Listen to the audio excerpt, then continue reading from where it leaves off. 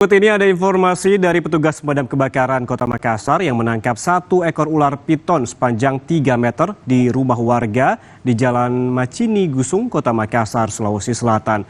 Munculnya ular ini sempat membuat panik warga saat ditemukan melingkar di atas saluran air. Petugas pemadam kebakaran dari Kota Makassar langsung bertindak usai mendapat laporan dari warga soal adanya seekor ular yang berada di dinding saluran air milik warga di Jalan Macini Gusung, Kota Makassar, Sulawesi Selatan.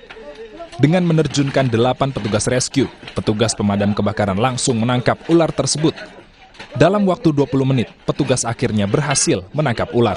Kami dari tim rescue, pemadam kebakaran dan penyelamatan menerima laporan dari salah satu warga Kelurahan Macini Gusung bahwa ada seekor ular sanca di dalam rumahnya, tepatnya di saluran air samping rumahnya.